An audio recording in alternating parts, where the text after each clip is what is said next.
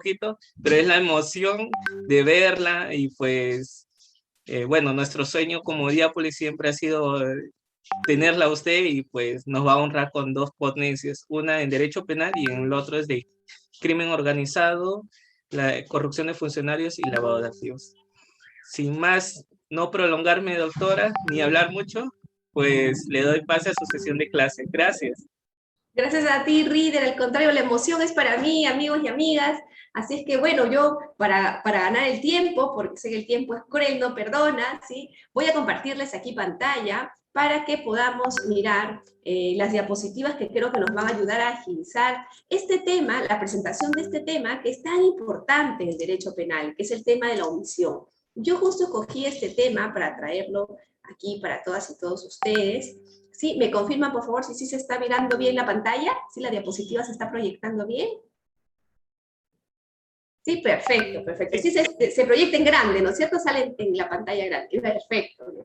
¿Por qué? Porque normalmente el Poder Judicial, el Ministerio Público sobre todo, comete a veces el error de considerar que solamente puede existir responsabilidad penal por acción. Entonces, claro, cada vez que, por ejemplo, hay un accidente de tránsito o hay algún tipo de evento que pueda generar una lesión a un bien jurídico penal, siempre las imputaciones buscan ser orientadas desde el punto de vista de la acción, pero olvidan que la omisión es un arma muy poderosa. La omisión permite establecer responsabilidad penal de manera contundente y sobre todo con las mismas consecuencias que la acción. Y eso es justamente lo que vamos a ver ahora. Nosotros sabemos, ¿no? Porque, claro, esto lo hemos estudiado mucho, que el delito, pues, tradicionalmente es considerado una acción típica, antijurídica y culpable, ¿cierto? O sea, lo sabemos todos, todas, ¿no es cierto? Decimos, ah, bueno, perfecto, el delito, pues, es una conducta típica, antijurídica y culpable. Pero, ¿cuál es el punto? Que el delito es una conducta típica, antijurídica y culpable que necesariamente implica la realización de una acción que es una acción humana y voluntaria. Y ahí viene un poco la confusión, en el hecho de que se piense que solamente es una acción. Porque claro, el legislador penal y de alguna manera la dogmática penal suele pensar que, o suele englobar por el término acción también a la omisión, pero sin decirlo, ¿cierto? Pero no hay que perder de vista que en verdad es ambas cosas, ¿no? Cuando el legislador penal habla de acción humana y voluntaria, ¿no? Está hablando de acción u omisión, no solamente de acción. Y prueba de ello es que el Código Penal establece también responsabilidad por omisión, conforme lo dice la misma parte general, que esto es algo muy importante. Entonces, nosotros vamos a ver ahora justamente esas diferencias entre la acción y la omisión, y sobre todo, yo creo, lo más importante, vamos a poder visualizar algunas consecuencias prácticas de cómo ocurre eso.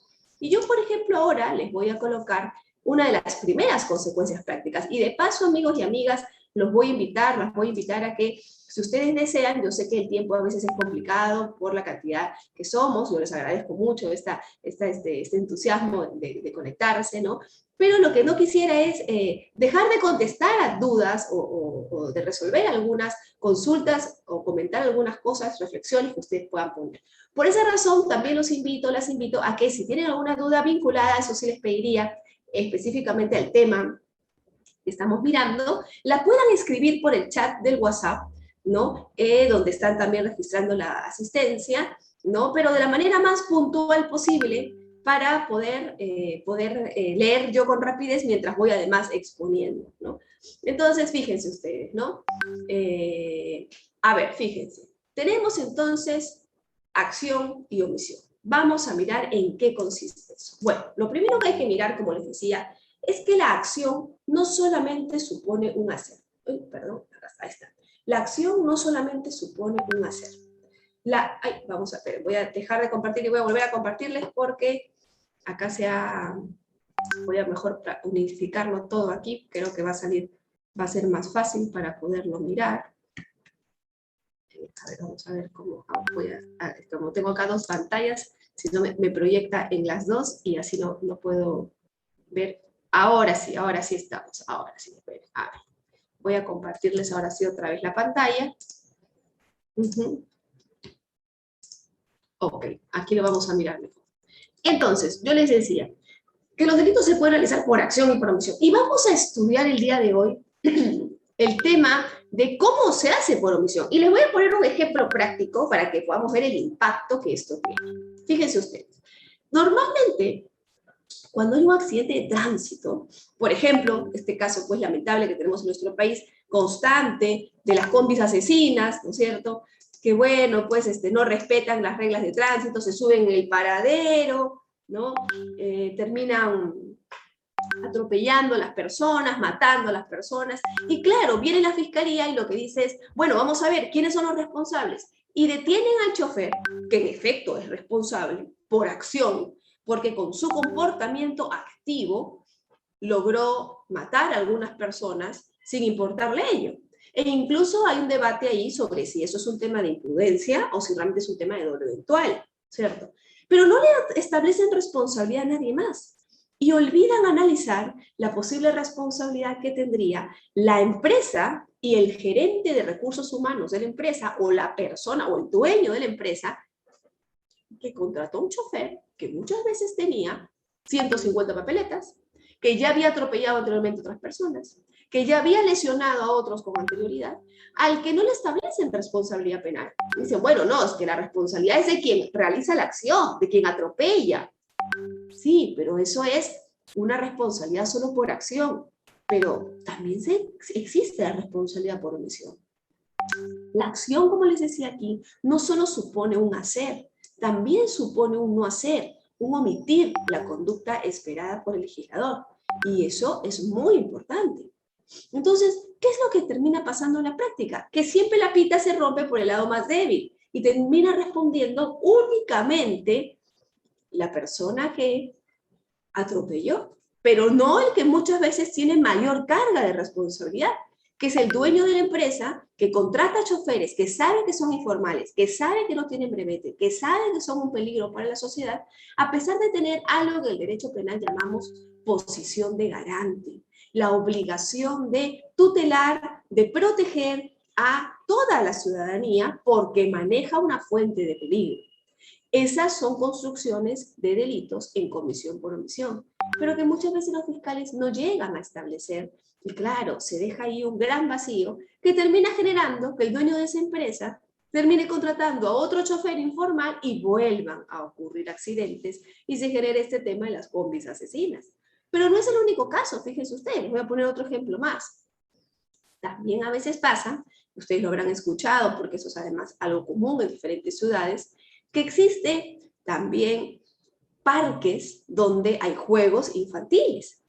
Y muchas veces el encargado de parques y jardines no le da buen mantenimiento a esos parques y jardines. Y eso trae como consecuencia que los juegos no se encuentren en condiciones de poder ser utilizados por los niños. Y por ahí ocurre una desgracia y un niño termina cayendo de un juego que cede, no tiene mantenimiento, se rompe, ¿no? Y termina falleciendo o con lesiones. Y claro, ahí nuevamente la pregunta se hace es, ¿y quién tiene la responsabilidad sobre eso? Y se dice, no, bueno, fue un accidente, ¿no? Nadie realizó una acción para buscar que el niño se caiga, pero eso es incorrecto. ¿Por qué? ¿Perdón? Porque, fíjense ustedes ahí, en verdad, claro que hay responsabilidad. ¿De quién? De la persona en la municipalidad encargada que debía, ¿no es cierto?, dar mantenimiento a esos parques y jardines y a esos juegos infantiles, porque si no contaban con el mantenimiento correspondiente, debió clausurarlos, debió retirarlos. Si no contaba con presupuesto para poder darle una adecuada estructura, un mantenimiento correcto para garantizar la seguridad de los niños, debió clausurarlo, debió eliminarlo, debió colocar un cartel ahí que dijera peligro, los niños no pueden ingresar. Pero si los padres no lo saben, dejan que sus niños suban. Y claro, se termina causando accidentes de esta naturaleza. Accidentes que sí generan responsabilidad en comisión por omisión. Y esto porque todos los delitos en el Código Penal que se pueden realizar por acción, también se pueden realizar en comisión por omisión. Pero la omisión, fíjense ustedes, amigos y amigas, va más allá. La omisión realmente presenta dos opciones. Es muy rica de cara a las imputaciones penales. Vamos a ver cuáles son esas dos formas de omisión. Nosotros tenemos, a partir de la omisión, dos tipos. La omisión pura, que también es llamada omisión propia, y la comisión por omisión, que también es llamada omisión impropia. En ambos casos se sanciona un no hacer. Solamente un no hacer, ojo, que se materialice en la producción de un resultado en el caso de la comisión por omisión. Y en el caso de la omisión pura, el solo hecho de no hacer. Así nosotros podemos decir que en la omisión pura hay una especie de equivalencia con los delitos de mera actividad, donde manejar en estado de ebriedad, por ejemplo, es un delito de mera actividad. El solo hecho de manejar en estado de ebriedad ya constituye un delito. Mientras que el solo hecho de no ayudar a una persona que se encuentra en peligro, artículos 126 y 127, como lo vamos a ver ahora del Código Penal, ya genera un delito. Entonces, la omisión pura es el equivalente a los delitos de mera actividad. No importa ahí el resultado, no interesa el resultado. El resultado da exactamente igual, ¿sí? En cambio, en los delitos de comisión por omisión, ahí sí que importa el resultado, porque si no hay resultado, no puede haber responsabilidad penal. Entonces, esa es la gran diferencia. Delitos de omisión pura, donde el solo hecho de no hacer ya genera una sanción. No hay nada más que probar ahí. Es más que el solo hecho de que el sujeto no hizo algo que el legislador esperaba que haga. Mientras que en los delitos de comisión por omisión, ahí sí, porque ahí sí se requiere que exista un resultado. Que la no realización de la conducta esperada por el legislador se materialice en un resultado establecido. ¿Estamos? Entonces, eso es lo que vamos a ver ahora para que ustedes puedan identificar bien cuáles son los requisitos que se exigen en la omisión pura y, por supuesto, cómo podemos establecer imputaciones a partir de ello. Y cuáles son los requisitos que se exigen en la comisión por omisión para también establecer responsabilidades y solucionar casos como el del parque infantil, como también muchos temas de accidentes de tránsito y así una serie de cosas que vamos a ir mirando en el camino. Entonces, vamos a arrancar con los delitos de omisión pura. El delito de omisión pura, ojo, en su configuración, o sea, todos los delitos que se pueden realizar en omisión pura o en omisión propia, en su configuración, cuentan con dos partes. Un tipo objetivo y un tipo subjetivo. El tipo objetivo, ¿qué implica? Todos los elementos objetivos que tienen que existir para poder decir que hay delito. Y el tipo subjetivo implica el reconocimiento de la parte subjetiva dentro de la tipicidad.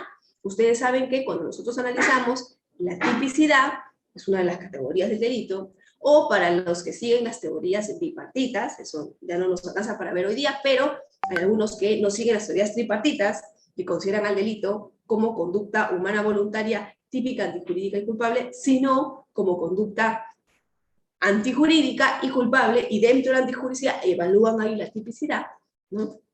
Sea ya que sigamos una u otra posición, lo cierto es que cuando hablamos de tipicidad, hablamos de dos partes, un tipo objetivo y un tipo subjetivo.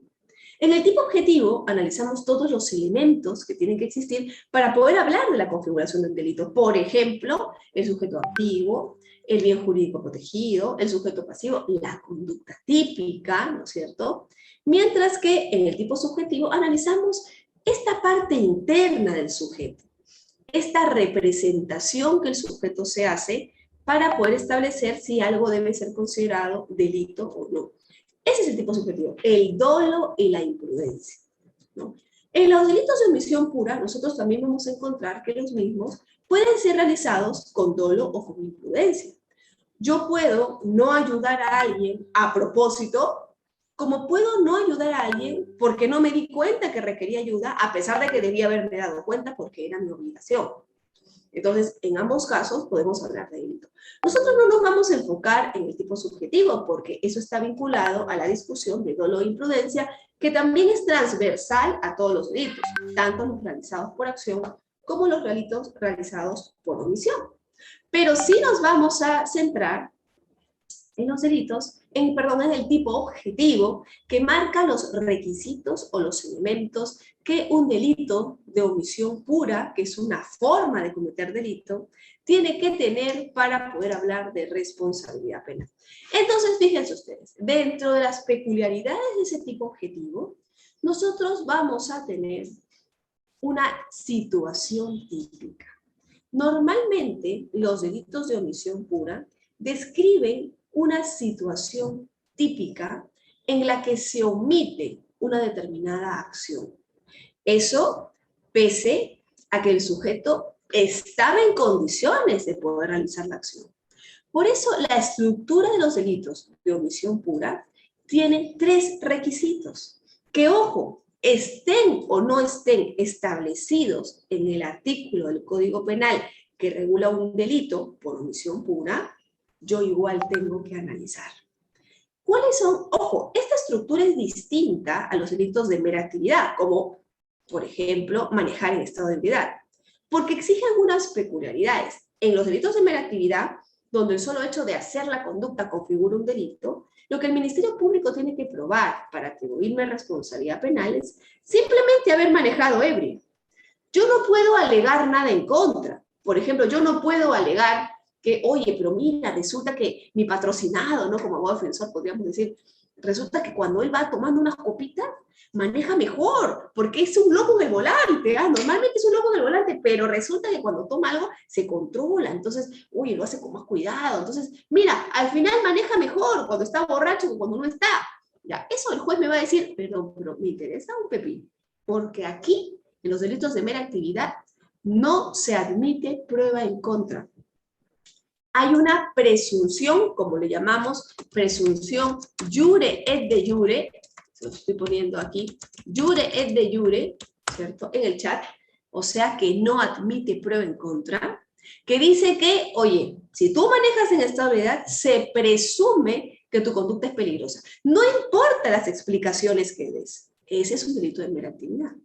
Pero en los delitos de mera omisión, o sea, de omisión pura o omisión propia, sí hay cierto margen que va a poder tener el imputado.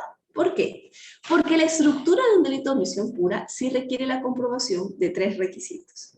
Para empezar, tiene que darse la situación típica. Tiene que darse la situación que el legislador considera obliga al ciudadano o a la ciudadana a actuar, ¿cierto? Por ejemplo, encontrar una persona que necesita grave, en el momento urgente, ayuda. Esa es una situación típica. Y eso tiene que estar presente para que se pueda dar un delito de omisión pura, ¿no? Pero, además a eso, a esa situación típica que obliga al ciudadano a actuar por un mínimo deber de solidaridad, también tiene que seguir la ausencia de una acción determinada, que es, oye, hay una situación que te obliga a actuar, que el legislador ha considerado que por un tema de solidaridad mínima, todas y todos debemos de caramba ayudar pues al desvalido, y tú no lo haces, tú omites, hay una ausencia de esa acción que el legislador espera que tú realices, de esa acción determinada. Y eso, caramba, pues termina generando una problemática. Pero además, amigos y amigas, hay un tercer elemento que es sumamente importante, que es que la persona tenga la capacidad de realizar esa acción. Esté en capacidad, porque a ver, si yo me encuentro una víctima que necesita que la ayuden porque está sufriendo pues un cuadro de epilepsia ahí en la calle, pero resulta que soy una persona tetrapléjica que no puede hablar, no puede moverse, no puede caminar y que está en silla de ruedas y a la justa se avanza con su silla de ruedas y no tiene forma de comunicarse con otros, no tengo capacidad para ayudar a esa persona. Entonces, si no tengo capacidad para ayudar a esa persona, no me pueden atribuir el delito. Porque los delitos de omisión propia requieren que se configuren los 3 elementos. Vamos a probar cómo funcionan esos 3 elementos en la práctica, en un tipo penal específico. Y lo vamos a hacer, fíjense ustedes, con yo creo los delitos más comunes, que son los artículos 126 y 127 del Código Penal. El 126 del Código Penal, en la omisión de socorro y exposición a peligro, ¿qué dice? Es un delito de omisión pura. ¿Por qué? Porque mira lo que dice usted. El que omite prestar socorro a una persona que ha herido o incapacitado, poniendo en peligro su vida o su salud. Consecuencia, sanción de una pena privativa de libertad no mayor de 3 años. ¿Qué significa esto? Que si yo incapacito o lastimo, hiero a una persona, poniendo en peligro su vida o su salud, y no la ayudo, yo respondo penalmente con una pena de hasta 3 años. ¿Cuál sería? Y ojo, aquí, como en todos los delitos de omisión propia, tenemos para establecer una imputación necesaria de cara a una teoría del caso también, sobre todo en los casos en los que yo quiero plantear la fiscalía, por ejemplo, quiere plantear una imputación, tiene que respetar el derecho a la defensa, ¿no? Y los abogados tienen que exigir que se encuentre presente ese análisis, ¿no? Ahí pues yo tendré que decir, vamos a ver, ¿en qué consiste la situación? Primer elemento, situación típica. ¿Cuál es la situación típica que da lugar, en este caso, a la necesidad de que yo actúe? Haber herido o incapacitado a una persona poniendo en peligro su vida o su salud. A ver, entonces, primer elemento. Juanito atropelló a María y pregunta, ¿la hirió? Sí, la hirió y la atropelló y ahora María está ahí tirada en el suelo. ¿Pone en peligro con eso su vida o su salud? Sí. Entonces, primer check, se configura el primer requisito de la omisión pura, que es, oye, situación típica que genera una actuación en el sujeto activo. Segundo requisito, vamos a ver cuál era el segundo requisito. Primero, situación típica. Segundo, ¿no es cierto?, la necesidad de realizar la acción esperada por el legislador. Es decir, aquí lo tenemos, la ausencia de la acción determinada. Vamos a analizarlo aquí. A ver, ¿cuál sería la ausencia de la acción determinada? Justamente, el legislador también lo ha regulado, ha puesto, oye, omitir prestar socorro a esa persona a la que yo puse en peligro. Situación típica, el haber herido o incapacitado a una persona poniendo en peligro su vida o su salud. La acción que debía haber realizado y que no realicé es omitir ayudar a esa persona. Juanito atropella y dice, no, pero yo no la voy a ayudar, porque pucha, yo no sé qué hacer, y no lo hace. Pero tercer elemento, que, ojo, no está en el artículo 126, pero aunque no esté, yo igual tengo que analizar. Y muchos dicen, pero ¿por qué? Si la norma no lo dice, yo no tengo que analizarlo. Porque son los requisitos para una omisión propia. No hay sentido de no analizarlo, porque si no lo analizo me va a faltar un requisito. Y el fiscal tiene que establecer los 3 elementos en su imputación. Si no lo hace, hay un problema de imputación necesario. ¿Y cuál es el tercer elemento que no está en el artículo 126, pero que es parte de los requisitos del tipo objetivo de la omisión propia, que son parte de la tipicidad y que podrían dar lugar a la presentación de una excepción de improcedencia de acción, que bueno, antes era la excepción de naturaleza de acción? La capacidad de realizar la acción. ¿Y cómo está esto de la capacidad de realizar la acción? Que el sujeto activo está en capacidad de poder ayudar, de poder realizar la acción esperada por el legislador. Perdón, por el legislador.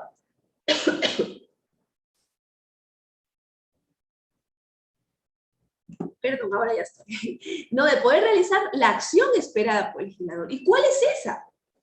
Ayudar.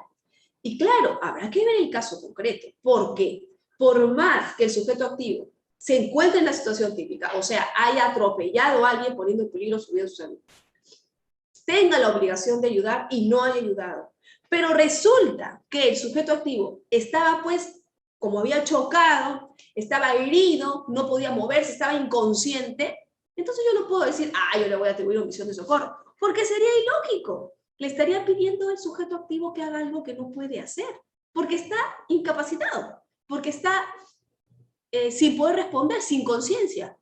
Entonces, claro, ¿cómo le voy a obligar a hacer eso? Entonces, ahí, por más que el artículo 126 no dice, el que omite prestar socorro a una persona que ha sido incapacitado, poniendo en peligro su vida o su salud, y estando en capacidad de ayudar sin riesgo propio de tercero, Aunque no diga eso, eso es evidente que yo lo tengo que analizar, porque es parte de la estructura típica del tipo objetivo de la omisión de socorro. Entonces, si es que la persona no ayuda, pero se puede establecer que no estaba en incapacidad de hacerlo, porque tenía un shock psicológico, tenía pues un problema físico que le impedía hacerlo, entonces en ese caso yo podré decir que no se configura la estructura típica del delito de omisión pura y por tanto que no se configura el artículo 126. ¿Estamos? Entonces así se analiza el delito de omisión pura. Y como ustedes se dan cuenta, el delito de omisión pura está expresamente regulado en el Código Penal como un delito de omisión pura. No dice, ¿no? Omisión de socorro y función de peligro, 2 puntos, omisión pura. No, pero es evidente al leerlo que la forma en la que se configura este tipo penal es por omisión pura. Y vamos a ver el 127, que también es otro de los tipos penales comunes. Omisión de auxilio o de aviso de autoridad. El que encuentra a un herido o a cualquier otra persona en estado de grave e inminente peligro y omite prestarle auxilio inmediato, y aquí sí lo dice, pudiendo hacerlo sin riesgo propio de tercero o se abstiene de dar aviso a la autoridad, será reprimido con pena privativa de libertad no mayor de 1 año o con 30 a 120 días multa. Claro, la diferencia es que aquí yo no puse en la situación de peligro a la persona. Yo la encontré, ¿no es cierto? Entonces, ¿cuáles son los elementos? A ver, la situación típica aquí es encontrarse a una persona herida en estado de grave e inminente peligro. Esa es la situación típica. ¿Cuál es la conducta que el legislador espera que el ciudadano realice? Obviamente, prestarle auxilio inmediato o dar aviso a la autoridad. Y aquí sí se menciona el tercer elemento. Eso siempre y cuando el sujeto activo pueda hacerlo sin riesgo propio o de un tercero.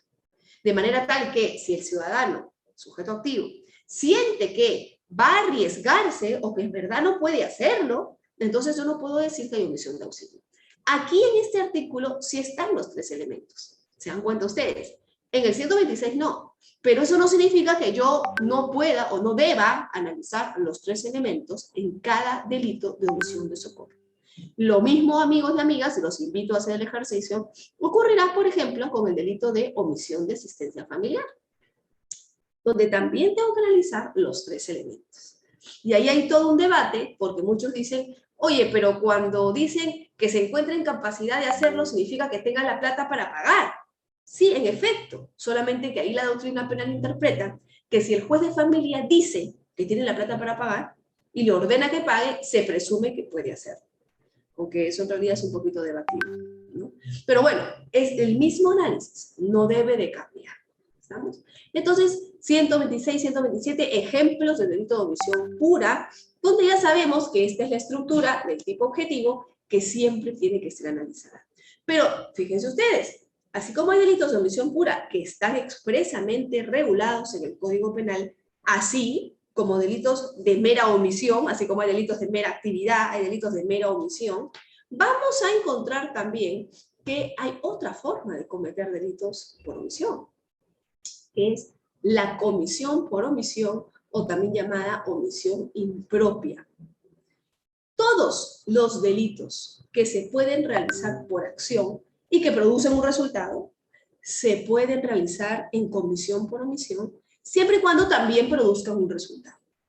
Todos, absolutamente todos. El homicidio, la contaminación ambiental, hasta incluso algunos hablan de la violación sexual, el lavado de activos, el tráfico de drogas, todo lo que se pueda realizar por acción, se puede realizar en comisión por omisión. No hay límite, absolutamente todo. Pero ¿de qué va a depender? ¿Qué es lo que tengo que verificar? Bueno, algunas cosas importantes. También vamos a tener un tipo objetivo y un tipo subjetivo. Dentro del tipo objetivo vamos a tener también 3 requisitos. Y en el tipo subjetivo también vamos a analizar si es doloso o imprudente. Así, por ejemplo, yo puedo cometer un delito de homicidio por acción, por dolo. Puedo cometer también un delito de homicidio por acción también. Por ejemplo, por acción es le tiro un balazo a una persona en la cabeza. Por dolo, sabiendo, representando y queriendo que se muera. También puede ser un homicidio por acción, pero imprudente, ¿cierto?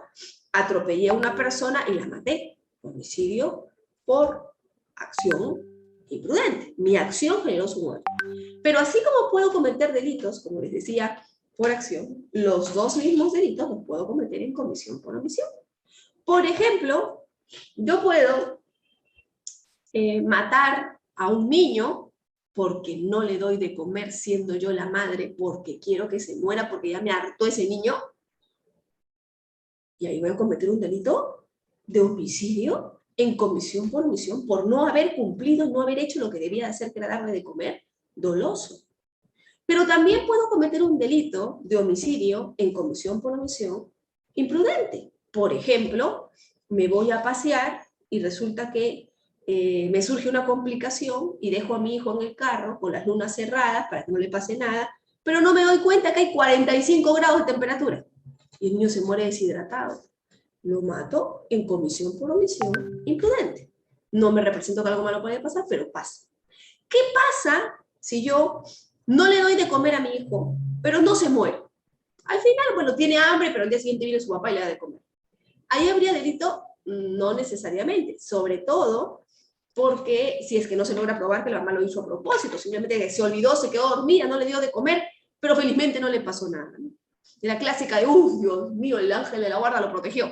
Ya, ahí no hay delito. ¿Por qué? Porque no hay resultado. Recuerden ustedes, para que exista delito en comisión por omisión, tiene que haber un resultado. En cambio, si no hay resultado, no pasa nada, pues el Espíritu Santo los protegió. Estamos. El Señor dijo que ese día no iba a ocurrir nada malo y no ocurrió. Así de simple. Para que haya delito en comisión por omisión, tiene que haber resultado. Estamos. Ahora, ¿cuáles son los tres elementos en la comisión por omisión? Muy parecido a la omisión propia, amigos y amigos. Situación típica, pero a la situación típica le tiene que venir seguida la posición de garante del sujeto activo. ¿Qué significa esto? Que el sujeto activo tiene que tener la obligación de velar por esa persona, de velar por esa fuente de peligro, de cuidar que nada malo pase a esa persona. Y hay dos formas de establecer la posición de garante. Porque existe un vínculo familiar cercano o porque existe el deber de controlar una fuente que yo tengo y que es peligrosa. Perdón, por ejemplo, un perro pitbull. Es una fuente de peligro, es un perro que muerde. No puedo yo dejarlo sin bozal porque puede morder a las personas. No hace mucho salió un caso, ¿no? Perdón, no, constantemente hay casos, ¿no? De perro pitbull, así que muerde, mata a alguien. Es una fuente de peligro. Tengo la posición de garante, obligación de cuidar esa fuente de peligro. Pero por esa razón, ojo, muy importante, ¿qué pasa si la vecina, resulta que hay una mamá que acaba de tener a su bebé, está con depresión, ¿sí? Y muy común la depresión por parto, ¿sí? Y no le da de comer al bebito, el bebito llora, llora, llora. Y la vecina la llama a la mamá y dice, oiga, señora, pero dele de comer, algo le pasa a su bebito. Vecina, usted no se meta, usted con sus hijos, yo con los míos. Bueno, dice la vecina, pero llora bastante, dele de comer, creo que no le está dando de comer. No se meta, vecina. Y al final al niño le surgen lesiones, una gastritis tremenda por no haber comido, no llega a fallecer, pero sí queda lesionado. ¿Quién responde por esas lesiones?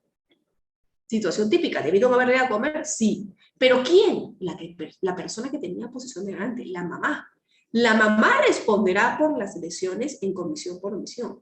Y la vecina no, si la vecina también sabía. Ella también veía que había una situación de peligro para con el niño. No, porque la vecina no es la mamá. La vecina no tiene posición de garante, ella no tiene la obligación de darle de comer. En el peor de los casos, la vecina podría responder por el delito de omisión de auxilio, por no haber llamado a las autoridades cuando había una persona que estaba en peligro. Claro, pero la omisión de auxilio tiene una pena de 1 año, ¿ah? El homicidio no. El homicidio tiene una pena mayor. Pero la vecina no responde por el resultado. En el peor de los casos podrá responder por el 126 y el 127, pero no, bueno, por el 127, pero nunca por el resultado, porque no tiene posición de garante. Ese es un requisito en la comisión por omisión. Pero hay otro requisito más. Decíamos en la omisión propia la ausencia de la acción determinada. Claro, el sujeto activo, la mamá, tiene que dejar de darle de comer al niño. Pero no basta con dejar de darle de comer, como les decía. A esa acción tiene que seguirle un resultado desvalorado. El niño tiene que sufrir lesiones, el niño tiene que fallecer. Y si el niño no fallece, no pasa nada. ¿Que no hay delito? No. Porque a la ausencia de la acción determinada le tiene que seguir la producción de un resultado. Si yo dejo a mi niño hoy en el carro a 40 grados centígrados y cuando regreso mi niño está totalmente acalorado, pero no le pasó nada, bueno, el Espíritu Santo salvó a ese niño y simplemente el angelito de la guarda lo protegió y bueno, no hay resultado. Como no hay resultado, no hay delito. Pero es una irresponsabilidad. Bueno, quítenle la patria potestad. Hay que denunciarlo contra la Fiscalía de Familia, pero no hay delito, porque no hubo un resultado. La comisión por omisión requiere ausencia de acción determinada a la que le sigue un resultado, a diferencia de la omisión propia. Y por último, el tercer requisito es la capacidad de realizar la acción. A esa capacidad de realizar la acción, en los delitos de comisión por omisión, también le tiene que seguir la capacidad del sujeto, ¿no?, de comprender que puede evitar ese resultado. Claro, porque si la mamá estaba con un problema de depresión postparto, muy mal, psicológicamente hablando, no estaba en condiciones de cuidar a un niño, claro, yo no puedo decir tampoco que ahí tiene responsabilidad penal, porque no se cumplirá esta capacidad, o no está en capacidad de comprender, ¿no es cierto?, que tiene la posibilidad de evitar el resultado, ¿no? Entonces, esos tres elementos que existen en la omisión propia se presentan en la comisión por omisión, pero seguidos de requisitos adicionales. ¿Estamos? Y bueno, por supuesto, luego habrá que ver si fue un tema de dolo o fue un tema de imprudencia, que son las peculiaridades del tipo subjetivo. Ya sabemos que solo se sancionan los delitos dolosos, por regla general, y los imprudentes cuando así esté previsto en el Código Penal. Pero si no está prevista la modalidad imprudente, no hay sanción. ¿No es cierto? También eso es importante tomarlo en cuenta. Perdón que ando siempre con mi alergia matutina de las mañanas por la humedad, pero ya se me va pasando a lo largo del día. Pero bueno, seguimos. Ahora, yo les decía, ¿no es cierto?, que era muy importante tener posición de... Muchas personas me preguntan, oye, pero ¿y cómo sé que tengo posición de garante? Eso es todo un problema. Les cuento, amigos y amigas, que la doctrina penal nos ha ayudado en esto. Y ha establecido requisitos para tener la posición de garante. Cuando hablamos de posición de garante, hablamos de una exigencia específica al sujeto activo por dos razones, por dos fuentes que pueden generar posición de garante. Un deber, una función que debe cumplir el sujeto de proteger el bien jurídico y un deber, ¿cierto?, que debe cumplir también el sujeto de controlar una fuente de peligro. ¿Sí? ¿Cómo funciona esto? Bueno, cuando la persona tiene la función, el deber de proteger un bien jurídico, es porque debe existir siempre una conducta humana voluntaria que de alguna manera hace que exista una dependencia, una relación de dependencia existencial entre el sujeto activo, ¿no?, y la víctima. De manera tal que el sujeto activo se hace responsable de esa persona. Por ejemplo, es mi hijo pequeñito, acaba de nacer, entonces claro, yo me tengo que hacer responsable de ese pequeño. O, también podría pasar a la inversa, ¿no? Es mi madre que ya tiene 90 años, que ya no puede movilizarse por sí misma, no puede comer sola. Tengo también, yo pues asumo la obligación voluntaria de ayudarla, de protegerla, ¿no? O un tutor que dice, oye, es que yo tengo también el deber de protegerlo. O un médico con un paciente internado en psiquiatría. Oye, tiene también la obligación, pues hay un deber de una relación de dependencia, ¿cierto?, que hace que el sujeto activo tenga el deber de proteger al bien jurídico. Y la otra fuente es el deber de control de una fuente de peligro. Eso significa que el sujeto activo tiene que estar en la capacidad de cuidar los riesgos que genera.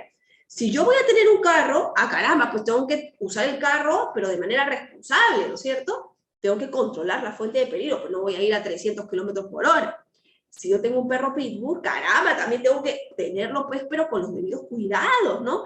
No pretendo, pues, que el perro pitbull te vaya por ahí, puede también lesionar a las personas si no tiene bozal. Yo sé que es un perro peligroso, que si muerde puede matar. Tengo que controlar la fuente de peligro.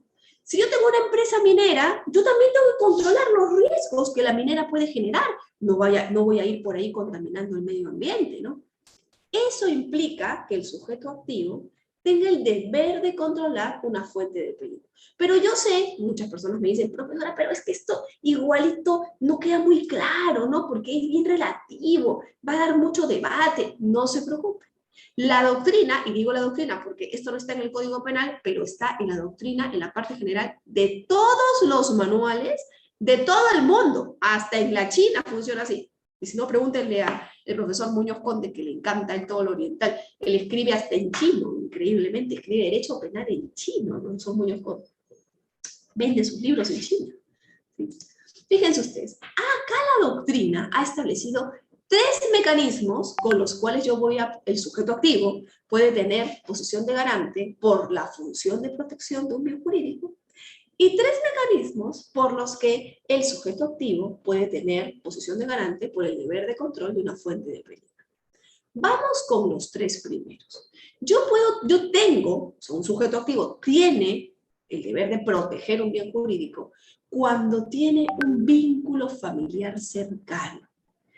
En las relaciones familiares más próximas, que implican una absoluta dependencia existencial, madre con hijos recién nacidos o hijos pequeños, hijos con padres adultos mayores, ¿no es cierto?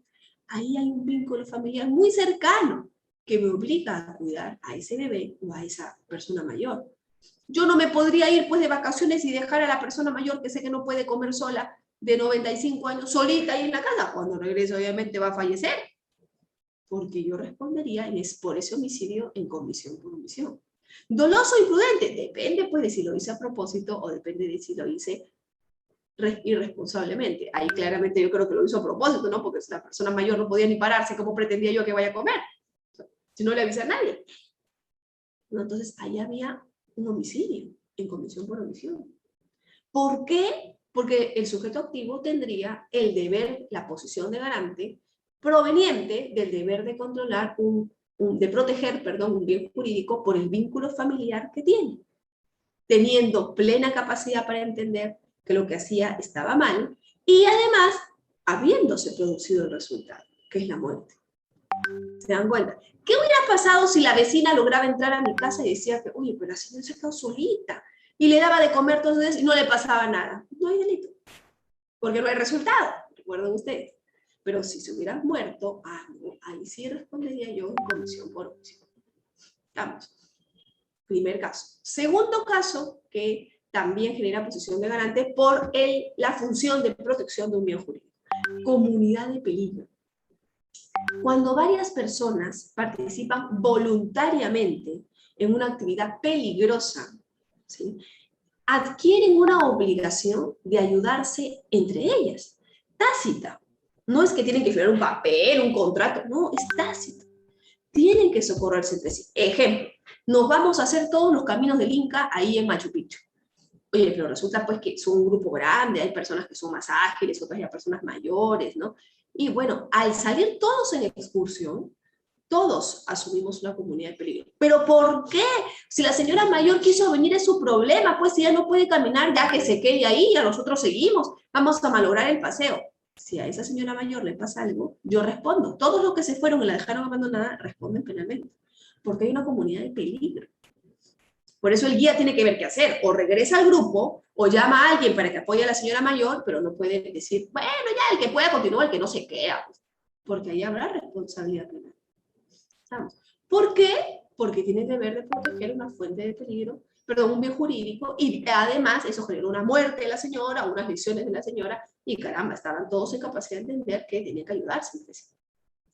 Asunción voluntaria. Bueno, también asumo el deber de proteger un bien jurídico cuando lo asumo voluntariamente.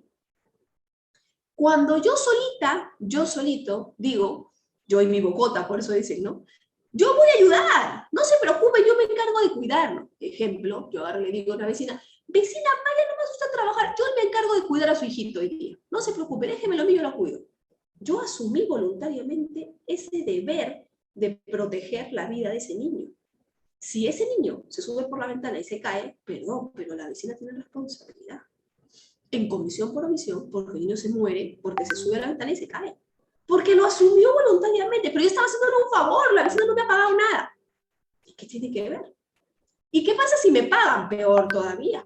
Las nanas asumen voluntariamente la función de proteger a los pequeños. Si no lo hacen porque se distrajo, porque estaba hablando con el enamorado, se distrajo por ahí, tiene responsabilidad por los resultados que se vayan a producir en comisión por omisión, homicidio en comisión por omisión, lesiones en comisión por omisión. Y también hay 3 fuentes que vienen del deber de una fuente de peligro, de la obligación de controlar una fuente de peligro. Cuando yo actué de manera previa y con mi comportamiento previo, generé un riesgo para el bien jurídico. Ah, bueno, si yo, producto de mi actuación previa, generé un riesgo, obviamente estoy en la obligación de evitar, de buscar evitar que ese riesgo se transforme en lesión, ¿no es cierto? Bajo pena, pues, de que si yo no lo logro evitar, se me va a atribuir penalmente. Ejemplo, yo atropellé a una chica, Juanito que atropella, ¿no es cierto? Juanito que atropella está en la obligación automáticamente de ayudar a esa chica. Si no lo hace, comete omisión de socorro, automáticamente. Pero ¿qué pasa si no lo hace? Se va y, producto de eso, de que nadie le ayudó, la chica muere desangrada y fallece. Había un concurso de delitos, un concurso real de delitos. Omisión de socorro más homicidio en comisión por omisión. Y ya no sería imprudente, sería doloso. Porque la dejó abandonada a propósito. Si lo hubiera ayudado, se hubiera salvado. Porque su actuar precedente le dio posición de garante que le obligaba a actuar. ¿Qué más tenemos? El control de una fuente de peligro que opera en el ámbito propio de dominio.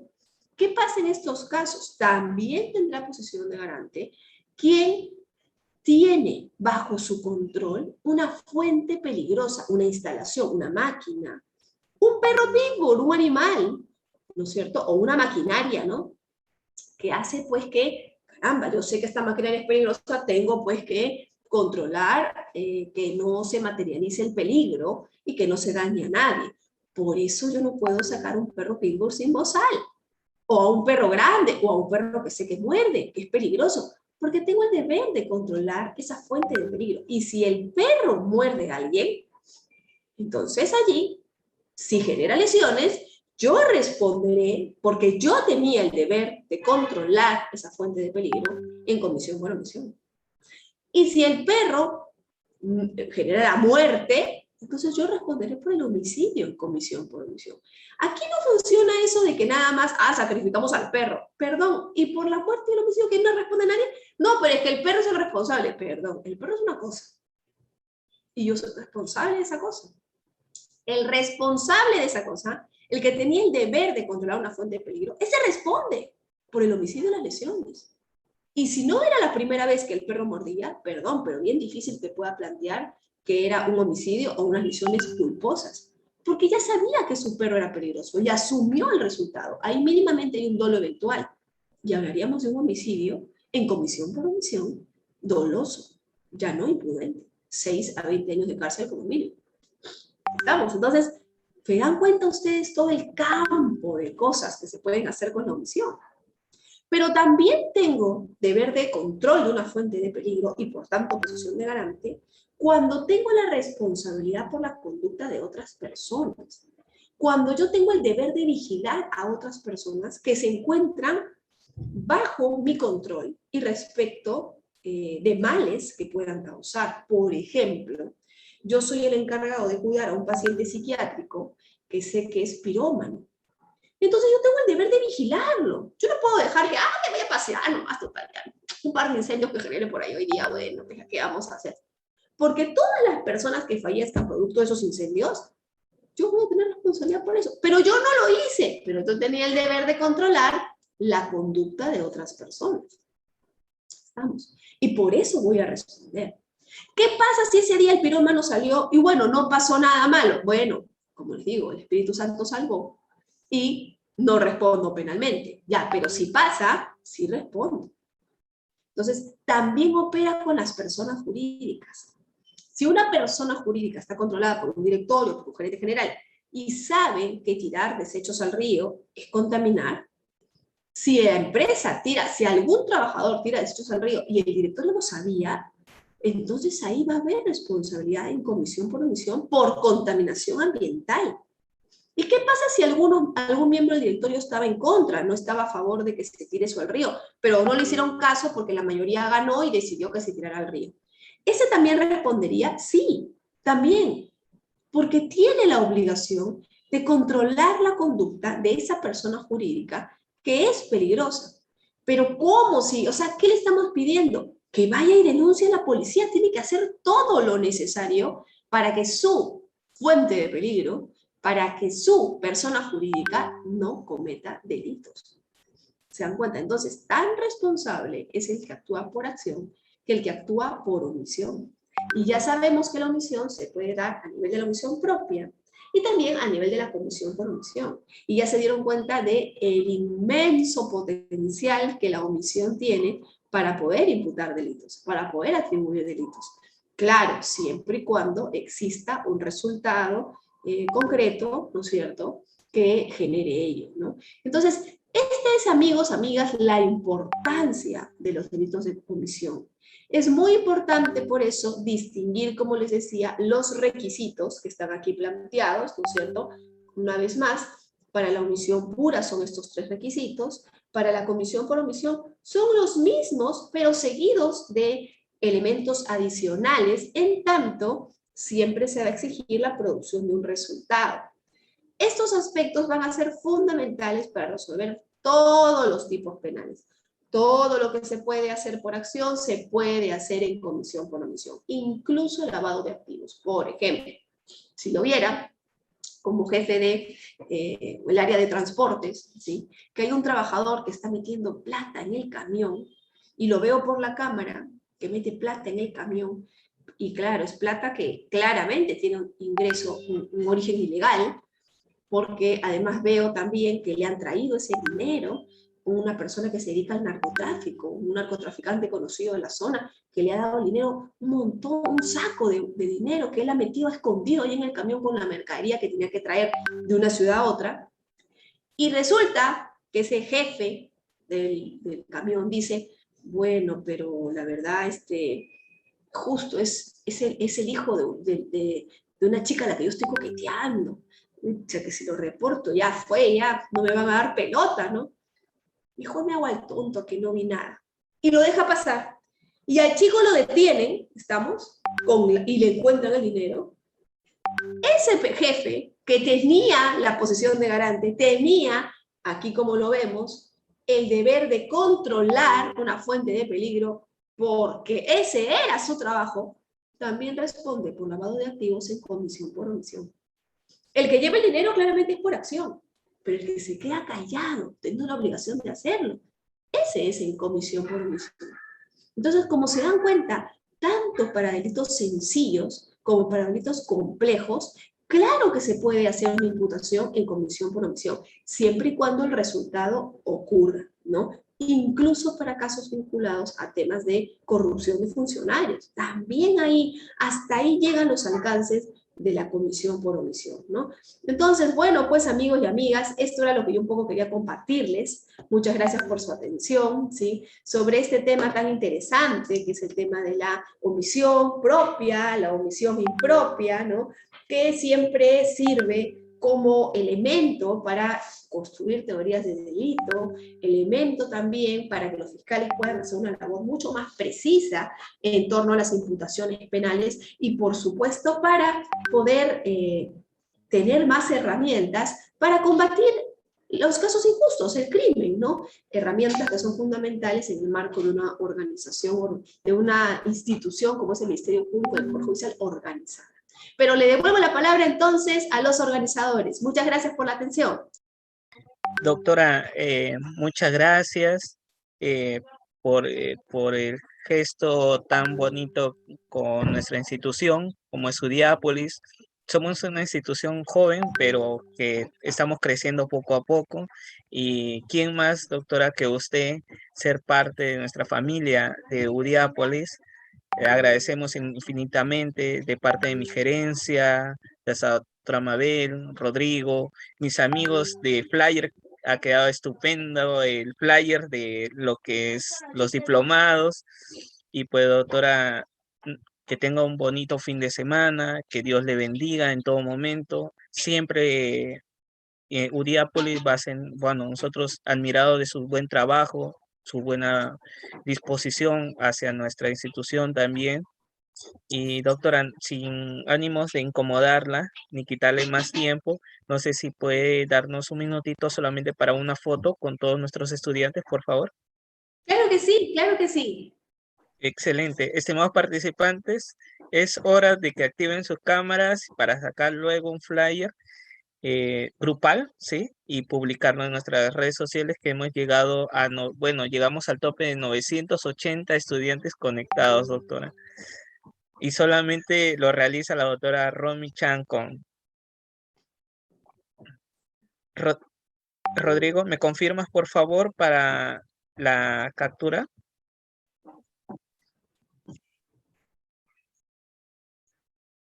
Listo, vamos a comenzar desde 5, ya a ver, vamos a sonreír por favor. Lo tan difícil que es, pero que es muy bonito para el alma. En 5, 4, 3, 2, 1, va. ¿Listo? Perfecto. Rodrigo, algunas palabras para la doctora, por favor.